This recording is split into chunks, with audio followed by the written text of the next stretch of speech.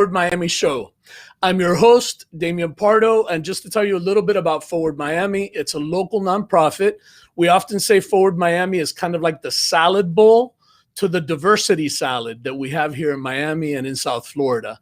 So we like to bring different issues together, different groups together, and we try to create connections among many diverse groups of people. And today, it is my absolute pleasure to have Manny Garcia here with me. How are you, David? Manny is a childhood friend who is a commentator for La Poderosa.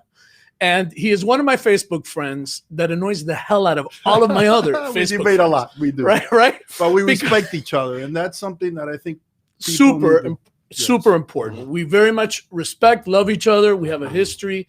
And I think that's also what we want to talk about today, because when we talk about perception, we often talk about the glass of water being half full or half empty, right? I can go in a room and I can see a glass of water that's half full. Manny can go in there and he can see one that's half empty. Mm-hmm. And we're both right. There's no wrong or right. We're just seeing things differently. So part of our challenge is, how do we get people to pause a little bit? And how do we get them to maybe contemplate the other person's perspective a little bit, and to walk away understanding that our relationship is way more important to get the work we need done in community than whatever difference we might have.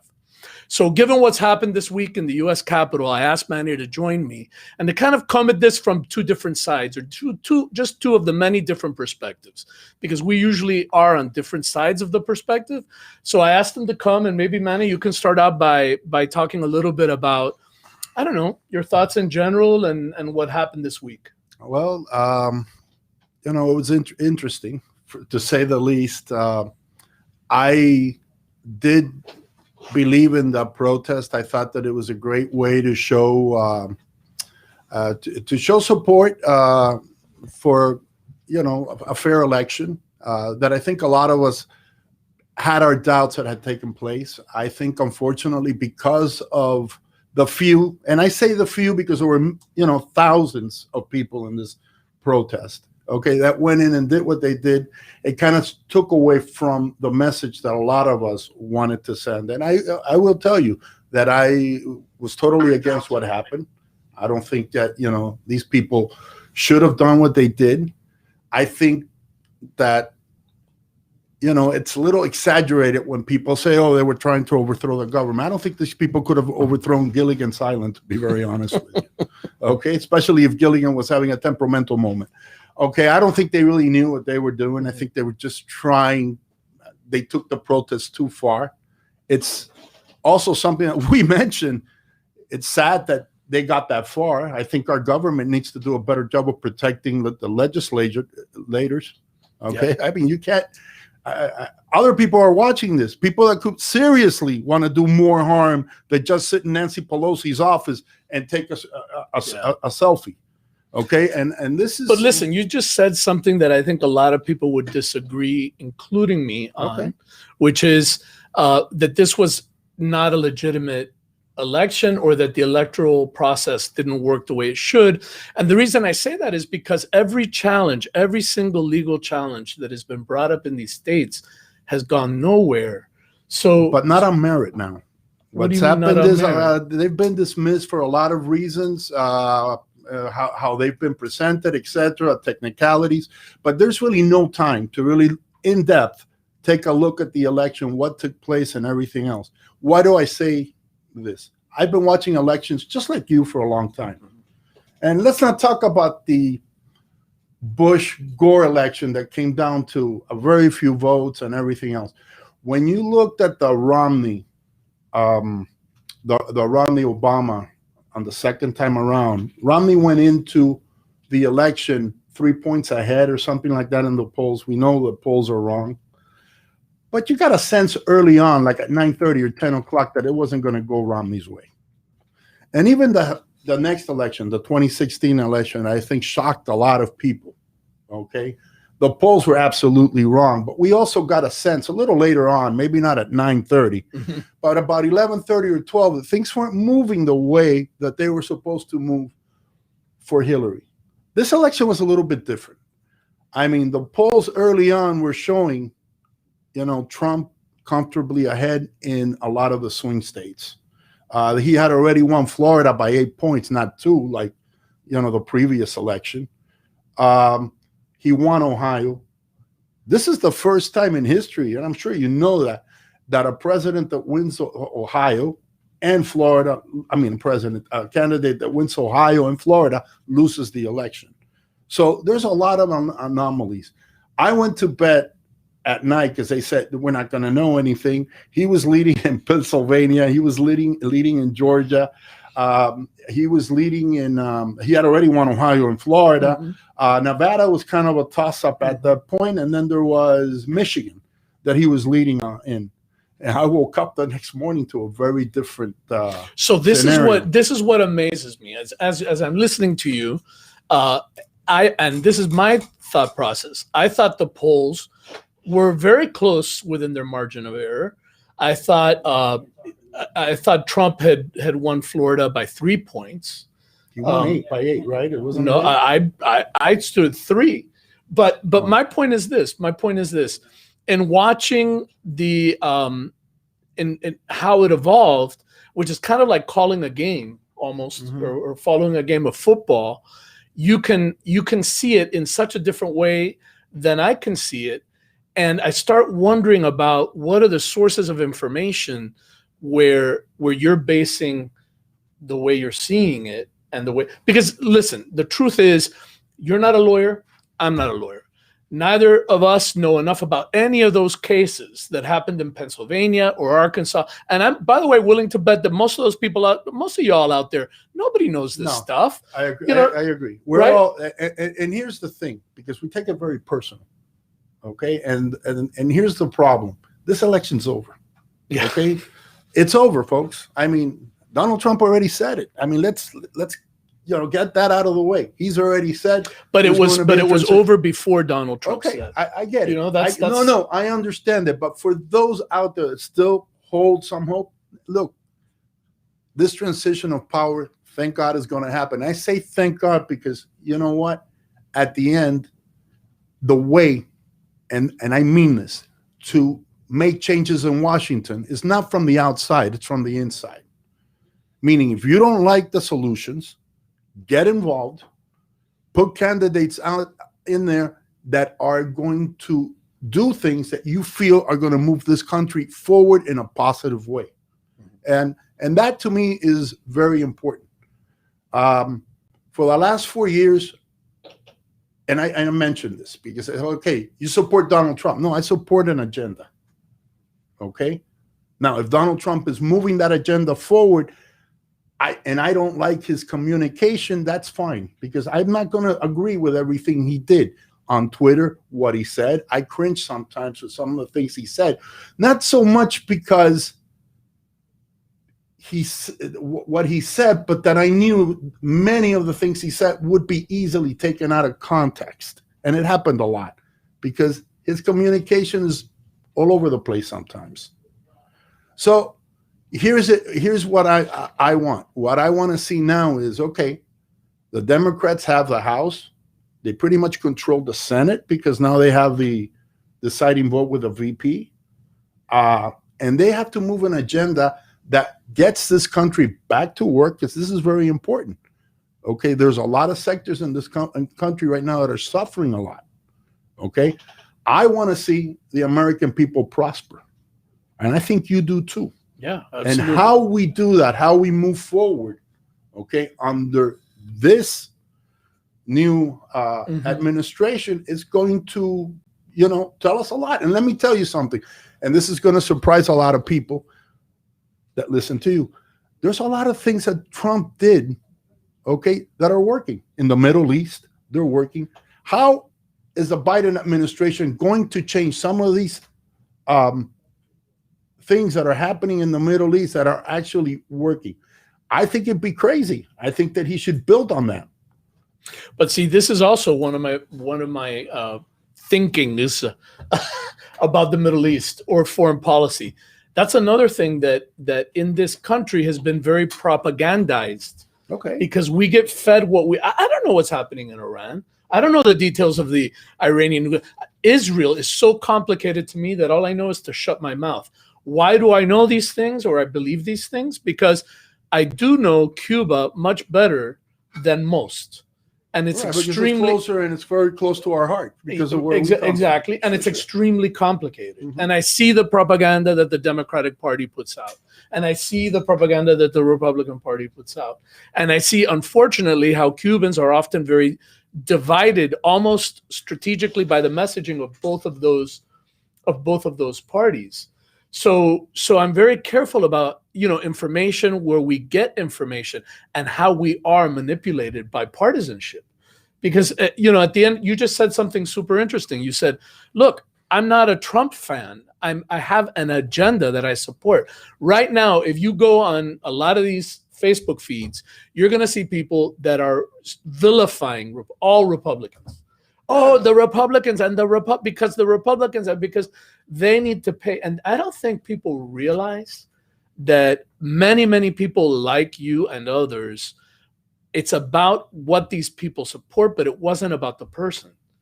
It wasn't about Trump. No, It was about exactly. Look, yeah, with all due respect to a lot of you that love Barack Obama, I thought that I adored Barack Obama. I know.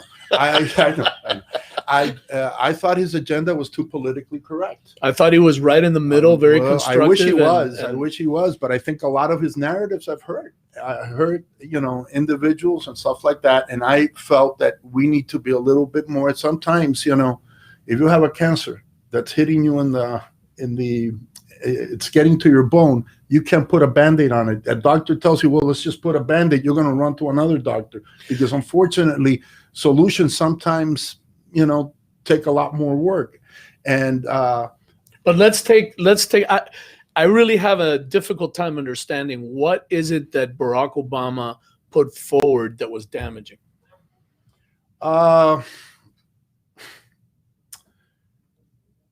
It's not a question of all right. I don't necessarily. I believe that they vilified the police too much.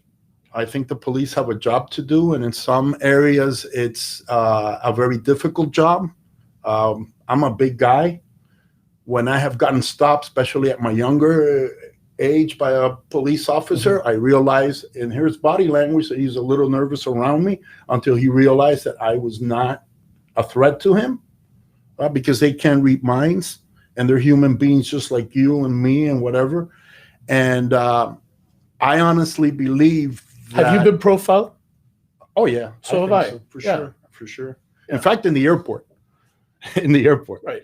So, but there's a part of you that understands that we, as a society, we should do our best, all of us together, to try to minimize that profile. Yes. And especially when it comes to race. I mean, I think even in what happened yesterday in the Capitol, and there's still a lot of information that still probably needs to come out, and I know there's a lot of investigations pending, but everybody, a lot of people, me included, noticed a real difference in the treatment of white rioters versus black protesters during the BLM, protests.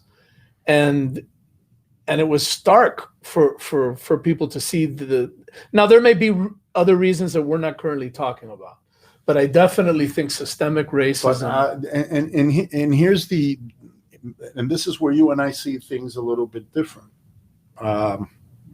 I think we ignored too much in many of these other protests. There was a lot of violence, a lot of stuff that wasn't really covered by the media. A lot of people got hurt. I told you the other day that I don't believe we have the right, to create that type of damage simply because we feel that we're entitled to something. I'm talking about, Right. the Trump supporters as much as any other supporter. There are ways that we can make changes without doing that. I thought Martin Luther King did a great job in showing that, because the changes that he was able to make, are still impacting today. And I believe the media also needs to do a better job in the way that they cover these stories, because I think that they cover these stories very, very differently. Yeah. Okay. I mean, this is not the first protest that happens in Washington last year. There were people trying to breach the White House. And that was covered very, very differently. And I am telling you that, and I'm here because I honestly believe, we have a friendship that goes back a lot of years. We certainly have had some nice debates on Facebook.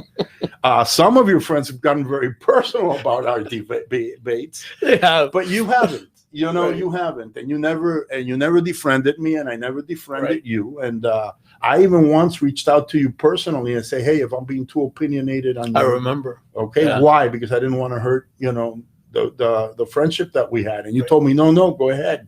Yeah, And- absolutely. I mean, I listen. I think what we're doing, what we've done, and the way our relationship was handled is a really good example of how we keep society constructive. Yes. I mean, I think you just brought up media. The way that media has been covering, different media now more than ever is covering things in such different ways that it makes it very easy for someone like you and someone like me to be at each other's throats. Yeah. Very easy. Mhm. And I think for our society, for our community, for Miami, for South Florida, if we really want to tackle the kinds of things that are in front of us right now, to mind comes COVID. This is COVID is a perfect example of how we have not been able to address what should be something that's addressed with science and discipline. We have not been able to address it. And there has to be a balance. You're right, because people need to work also. So you cannot continue to close down, but at the same time, we got to open up safely. Right. And I came in here and there was, protocol and everything else. And we should. And we have a glass barrier. And we have a glass barrier. No, this is so that we don't fight each other, but folks. I just want to. But the bottom line is that I do believe that we have to all take a step back right now and see how we can move this country forward. Because you know what? Our future depends on it. Absolutely. Are we going to continue to fight? There's so many things that we need to address. And honestly, you start listening to the Democrats, and I want to see movement in that. I'll give you a perfect example. I'm a lender, a mortgage lender. I find it hard to qualify a lot of people because of their student debt. So this is something that, I kind of like the fact that, there may be something done with that. Yeah. But at the same time, as a conservative, I realize that when the government says we're going to do something, it's really not them, it's us. Right. Right? Right. We're the ones paying for it. So my next question that I have is, okay, we're going to address the student loans. Are we ever going to address the student costs? Because college is costing way too much, and I don't think that anybody is really talking about that. I mean, when you and I were growing up, it wasn't that expensive to go to college. No, that's absolutely true. It's a problem. And I think there's another problem as we sit here living and talking, Mm-hmm. which is, I think societally, we have demonstrated to everybody, to all Americans, that when there's a problem, we come up with the money. We print it. We just go into debt. Wouldn't you like to have that ability? But what happened? What happened? And I'm saying this, because this is one of the aspects that as somebody in the finance world, I take very seriously. That is true. Fiscal conservatism, which seems to have just gone out, and that's traditionally something that was held by Republicans. Did you say fiscal conservatism? You said it came out of your mouth. Yes, yes, it came out of my mouth. Because say it again. I'm sorry. Because I think homes need to do that. Yes. Personal people, families, people I know. Right, my own, and nations need to do that. It's a very important concept, but we have not at all touched it. No. And every time there's a crisis, we seem to print money. But then when we have real needy issues in our country, like student loan debt, it be go, where are we going to get the money? What do you mean? Where are we going to get the money? We just printed a ton of it to save financials, to save small businesces as much as we can during COVID and tourism and help our Look, economy. I'm going to mention something here that's actually politically correct in a sense that you're going to like it, because I know that it's an issue. Donald Trump brought it up. Nobody really paid attention because you know what? It's coming from Donald Trump. But he said he was going to pass an executive order making it impossible for pharmaceutical companies to sell their product for higher than they do in the lowest place internationally. Now that hit home because when my mother was passing, there was a pill that she needed, and it was $9,000 for 30. It's a cancer pill, keep the cancer from spreading. $9,000 for 30 days.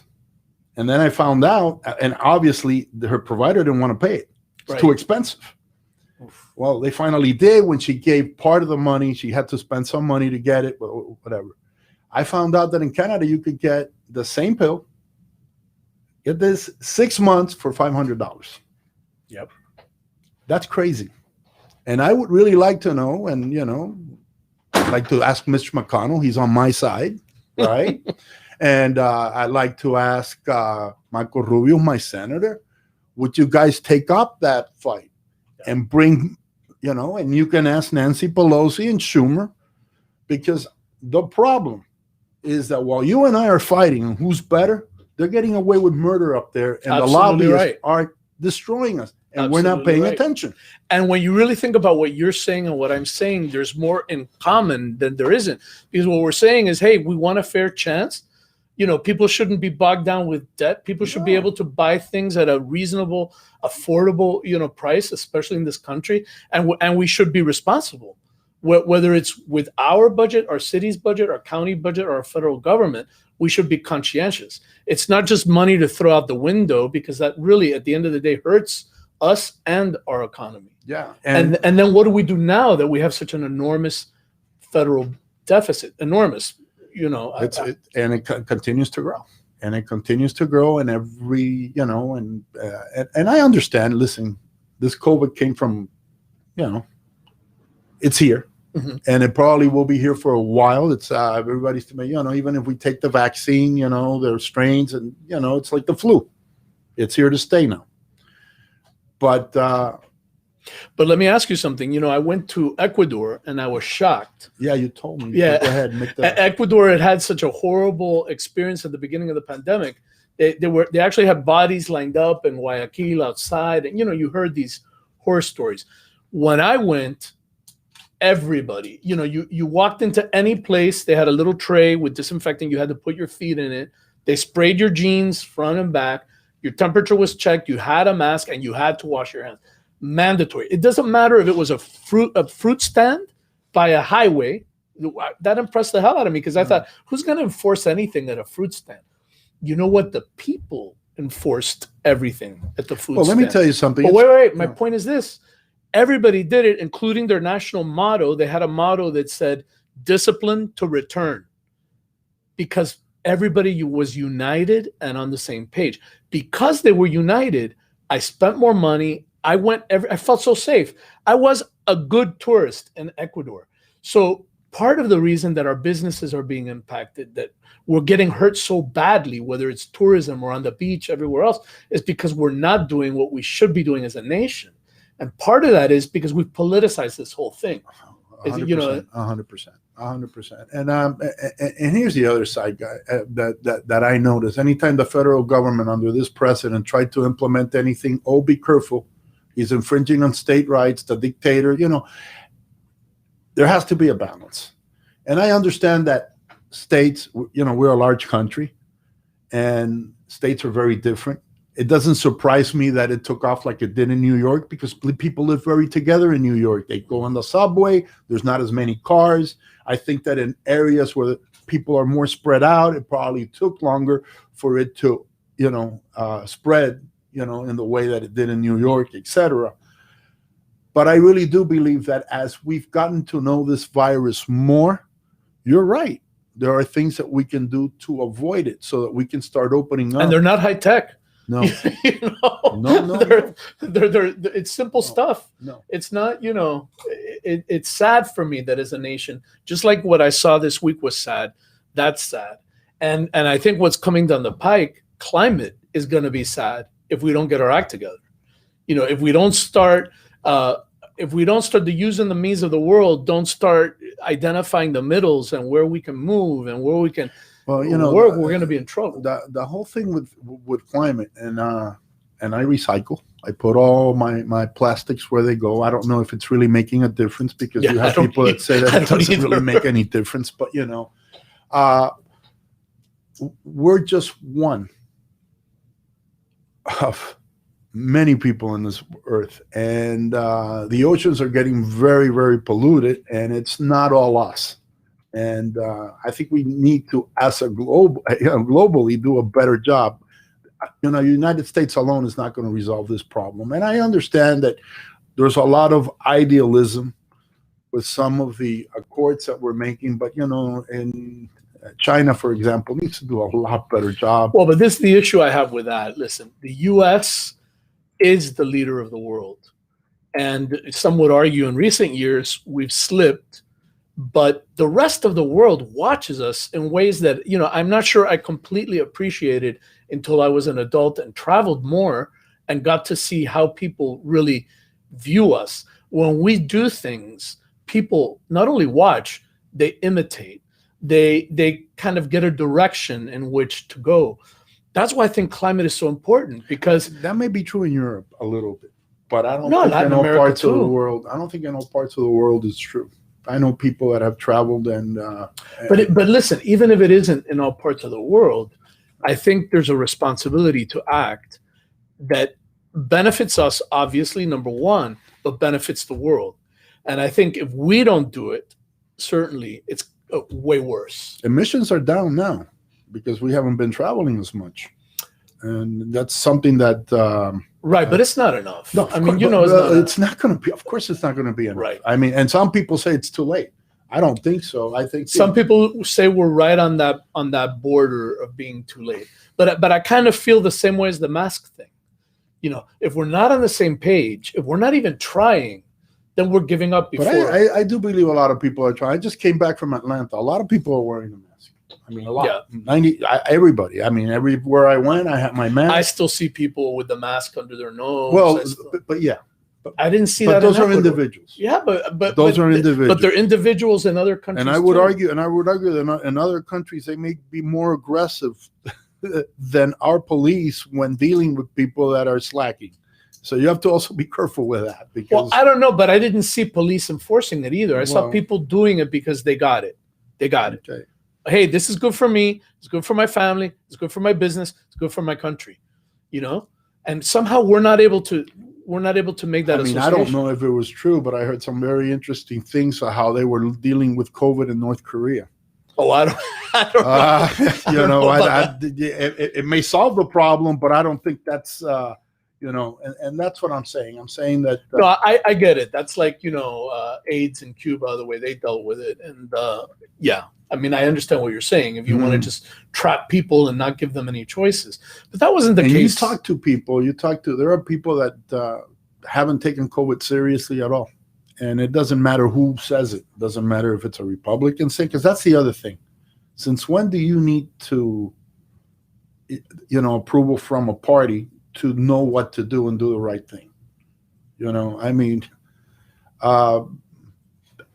Trump didn't need to tell me that I need to wear this. But he didn't wear it. Well, that's fine, but I didn't need to hear it from him. See, from my perspective, that's not fine. Like, he's the president. He's the example in chief. I get it, but let's face it. Fauci was saying at first that this wasn't necessary, that this wasn't going to resolve anything. I don't think they knew. When it all came out, they didn't really have any I personally think he knew, but it was a momentary decision to not go in that direction, maybe because of the president himself. Who knows? I have no idea. I'm not in his but that was no, at the end of the day, I know we don't know. But it is important to understand. So I'm going to interview you. Okay. I want to know what you want. Now you've got everything. You've got the Senate, you have the House. Okay. You have a president, Biden, God. Okay. I don't know. I don't think he's going to be there too long, but that's okay. All right. What now? What now? What now? So I'd like to see us pass some real relief to the American people. I'd like to see us do things like you just suggested with the school loan situation. I'd like to see us do any kind of pharmaceutical relief, healthcare. I'd like to see us make Obamacare better. I think that's a huge problem in America. I think we have societal issues, big issues in equity and pay, big discrepancies. we have a widening, big widening division between people that have and people that don't have. And I think we need to come up with ways that are motivational, ways that engage people to bring that gap closer.